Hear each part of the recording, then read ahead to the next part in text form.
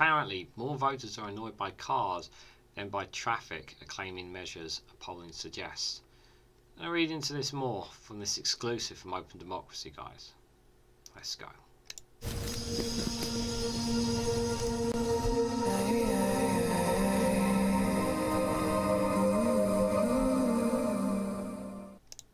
Good morning, good afternoon, good evening, wherever you are in the world. This is REGANELITE here with an exclusive from Open Democracy with the headline that more voters are annoyed by cars than by traffic, calming measures polling suggests. The exclusive says more people said there is too much space for cars than said the same about anti-traffic measures. Do you remember when Rishi Sunak, the Prime Minister, said he's on the side of motorists? Yeah, remember that. British voters are more annoyed by cars than by measures to reduce traffic, new polling suggests. The Wait study of more than 2,000 Brits earlier this month asked whether they thought cycle lanes, traffic calming measures and accessible walkways take up too much space in their local area, or whether they thought cars, vans and other vehicles did. Respondents can only pick one option as they felt most closely reflected their opinion. Okay, so we have to bear in mind that this poll was by 2,000 Brits and they only had one option. They could pick one or the other, really. So it wasn't like a variety option. It would be interesting to see if someone like YouGov, did a poll of this similar and kind of broke it down a bit more of analysis. So some 30% said the vehicles took up too much space, while 22% said traffic calming measures, cycle paths and pedestrian and walkways took up too much space. The rest said neither reflected their view or didn't know. Measures that tackles Britain's deadly toxic air pollution have been the focus of vicious cultural wars in recent years, with the so-called low traffic neighbourhood schemes, the LTNs, across countries accused of displacing cars. An increase in journey times display evidence that they cut traffic. Public Health England estimates that air pollution results in between 28,000 and 36,000 deaths a year, with black people and poor people are most likely to be affected.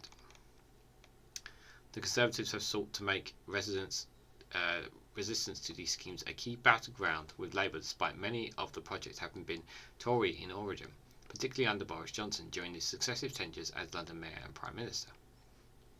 The polling is released on the day that the London's ultra-low emission zone ULEZ expanded to cover the entire city.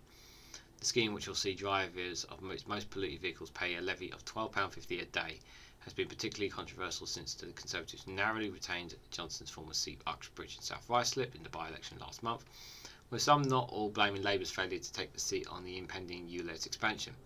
The battle mirrors similar Tory campaigns elsewhere in the country. London has announced a scrappage scheme to help the remaining drivers of older cars. About 1 in 10 vehicles are now at London trading for cleaner models, but the fund is limited. Today's poll, commissioned by the environmental group Possible, did not ask respondents about ULEZ, but focused on other schemes to reduce traffic and pollution. It found that 55% of Brits see themselves as motorists, despite 77% having access to a car.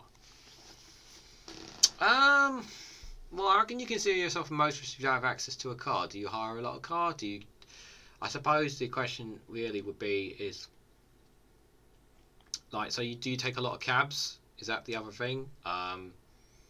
If you're not, the definition of a motorist is normally your first thought is someone is obviously who drives a vehicle, owns a vehicle, but it could be somebody that maybe hires cars rather than drives and owns a car, potentially. Let's not forget other factors as well. Van drivers, lorry drivers, truck drivers, delivery drivers, all these factors have to take in place as well, because shops and everything, they need food delivered to them, and it's pretty much the vast majority of how shops and that get their supplies is by deliveries.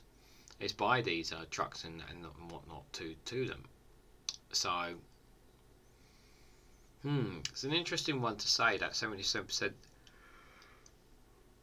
Excuse me, very tired for some reason. 55% of Brits see themselves as motorists, despite 77% having access to a car. It is an interesting statistic. And most people said that better public transport would be the best way to get them out of their cars. Well, we have a fantastic transport network. I think the only argument here This one here, the only main argument is that it's just a bit. It costs a lot to travel in London by public transport.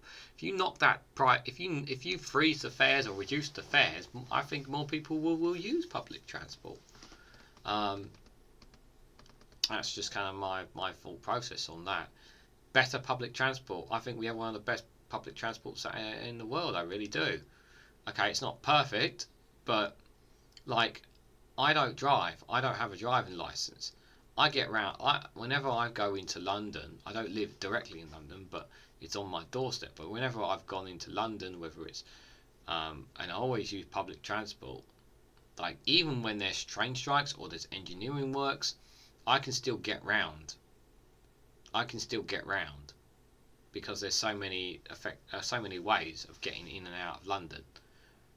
I remember even during Christmas, there was one time I had to make a long journey and I had to get through London.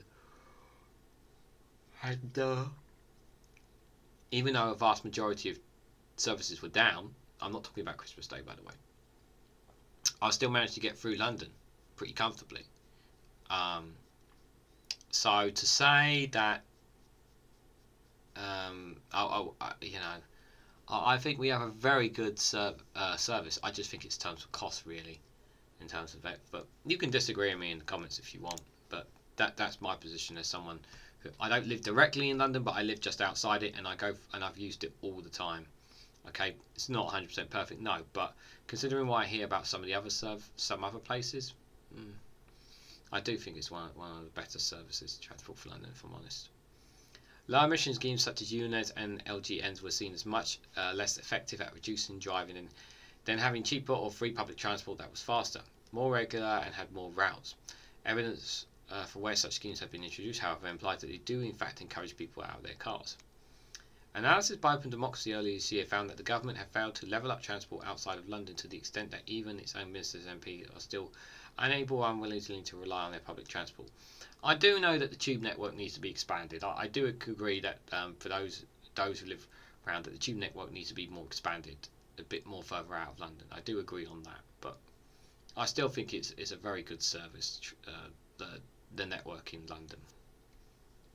Speaking to Open Democracy, Leo Murray from Possible said, "It's clear that the best way to cut cars use in our cities is completely reimagine how we get around. The public overwhelmingly backs investment in public transport, making it cheaper, easier and faster to get around, making it more likely people will less drive.